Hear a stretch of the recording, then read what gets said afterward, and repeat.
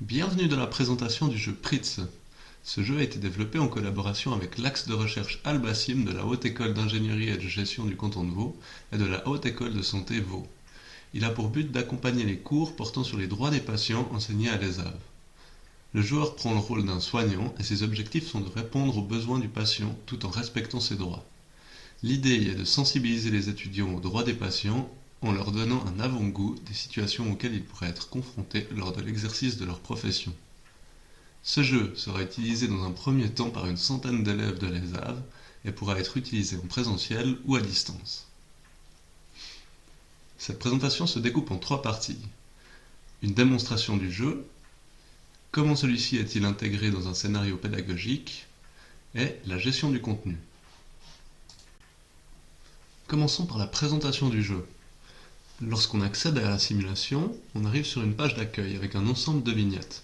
Chaque vignette représente un patient, avec une description succincte de sa pathologie. Dans le cadre d'une utilisation en classe, l'ordre de réalisation des vignettes peut être soit imposé par l'enseignant, soit laissé au libre choix de l'étudiant. Pour cette démonstration, je vais prendre la première vignette, celle de Monsieur Henriou. La page du patient se découpe en 3 parties. Dans la partie de gauche, je peux lire une description du patient et de sa pathologie. Ceci me permet d'avoir des informations utiles sur la situation du patient avant d'engager une discussion avec lui. En l'occurrence, M. Henriou souffre de douleurs ostéo-articulaires et son médecin traitant lui a prescrit des séances de physiothérapie à domicile. Je découvre aussi mon rôle en tant que professionnel de la santé. Dans le cas de M. Henriou, j'interviens en tant que physiothérapeute à domicile. Ceci me donne déjà des indications sur le type de prise en charge. La partie centrale contient une liste de rencontres possibles avec ce patient. Je vais donc commencer la première rencontre avec M. Henriou. Sur cette page, je découvre l'objectif spécifique de cette rencontre, mettre en place un plan thérapeutique visant à atténuer les douleurs lors de la mobilisation. Et c'est pourquoi je me rends à son domicile aujourd'hui. M. Henriou m'accueille avec « Bonjour, que faites-vous ici ?» Et j'ai le choix entre 2 réponses. Je viens comme convenu pour les soins de physiothérapie, ou je viens à la demande de votre médecin traitant pour vous prodiguer les soins nécessaires. Je choisis la première réponse. Monsieur Henriou me dit « C'est gentil, mais je refuse tout soin et vous demande de partir. » Je dois maintenant choisir comment réagir. 3 options me sont proposées.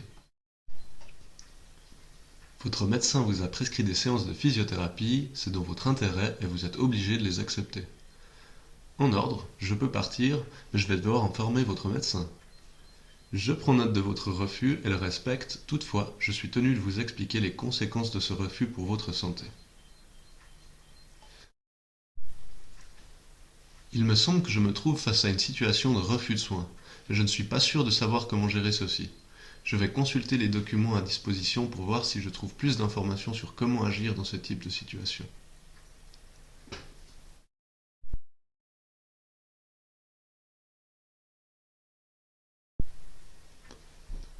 Après avoir fait quelques recherches dans le document, je décide de prendre l'option « Je prends note de votre refus, toutefois, je suis tenu de vous informer des conséquences. » Monsieur Henriou réagit à ma réponse. Ces réactions sont en fonction de mes choix. De nouvelles options de réponse me sont proposées. Je vais ainsi pouvoir continuer le dialogue relatif à cette première rencontre.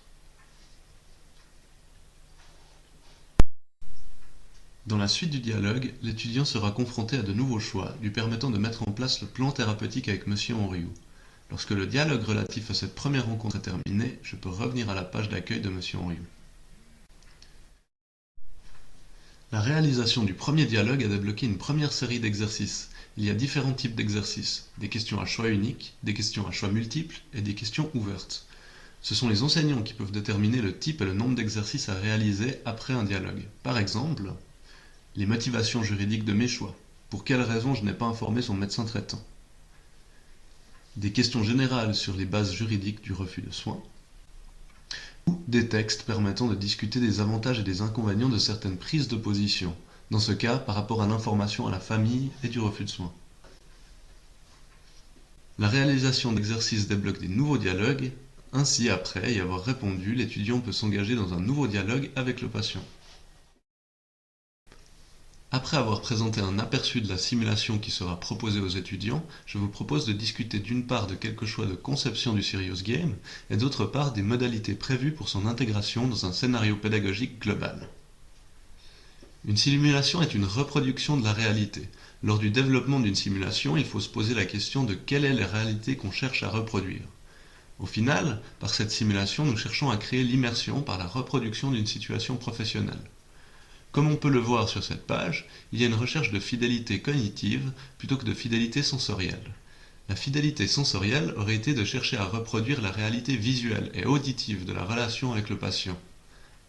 Mais nous avons plutôt cherché à obtenir une fidélité cognitive, c'est-à-dire reproduire les réflexions effectuées par les professionnels de la santé dans la réalité de ce type de situation.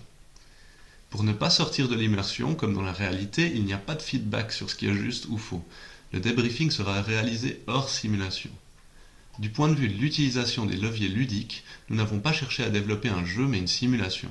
Toutefois, la simulation en soi est parfois perçue comme un élément de motivation. D'autre part, la possibilité d'avancer en débloquant des activités est une mécanique de jeu classique, donnant une impression de challenge. Ceci devrait participer à l'augmentation de la motivation. Je vous ai présenté le jeu Pritz, mais celui-ci n'est qu'un élément du scénario pédagogique. Les activités autour de la simulation sont autant, voire plus importantes pour l'apprentissage que ce qui se passe dans la simulation. La simulation va donc être intégrée dans un concept de pédagogie globale comprenant des activités autour de celle-ci, avant, pendant et après. L'avant de la simulation peut comprendre un cours d'introduction générale aux droits des patients. Ensuite, un pré-briefing doit permettre aux étudiants de comprendre les objectifs de l'utilisation de la simulation. Pendant la simulation, vous avez vu la possibilité d'accéder à des documents. Ceci pourrait être vu comme allant dans le sens de l'apprentissage par problème. On cherche à inciter les étudiants à acquérir les connaissances qui leur permettront de résoudre le problème auquel ils sont confrontés. Toujours pendant la simulation, des approches socio-constructivistes sont aussi utilisées. On peut par exemple faire travailler les étudiants en groupe, cherchant ainsi à les obliger à confronter leurs avis divergents avant de répondre à une question. Et finalement, après la simulation d'une rencontre avec un patient, des exercices complémentaires sont proposés dans le logiciel. Ils doivent permettre de compléter ou de renforcer ce qui a été expérimenté dans la partie simulation. Et finalement, il est prévu hors logiciel d'avoir une phase de débriefing pour ce qui a été réalisé. Et l'enseignant pourra aussi effectuer des apports théoriques complémentaires. Après avoir vu la simulation et son intégration pédagogique, je vous propose de regarder une des phases cachées du fonctionnement du logiciel, la gestion des contenus. Pour développer une telle simulation, il est nécessaire de collaborer au sein d'une équipe multidisciplinaire. Le projet Pritz réunit les compétences nécessaires pour le développement du jeu qui sont la santé, le droit, la pédagogie et l'ingénierie. Et dans ce type de collaboration, plusieurs questions se posent au niveau de la gestion des contenus. Comment permettre aux juristes de participer à la création des contenus?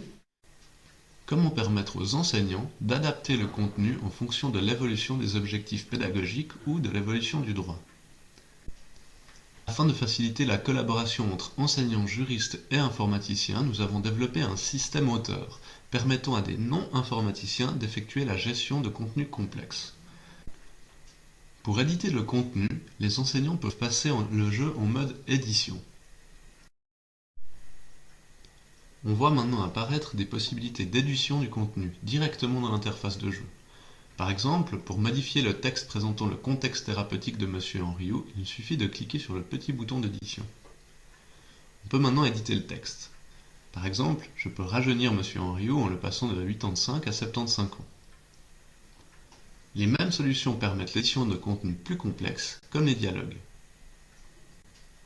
Les dialogues se créent de manière visuelle. Monsieur Henriou me dit « Bonjour ». Je peux créer une première réponse possible. « Bonjour, comment allez-vous » Monsieur Henriou me répond « Pas très bien ». Et créer ensuite une deuxième réponse. « Bonjour, avez-vous pris vos médicaments »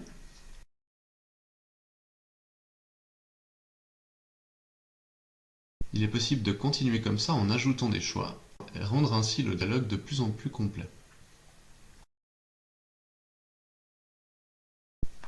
Les mêmes outils permettent la création des exercices ou la gestion de l'activation des niveaux en fonction des accomplissements du joueur.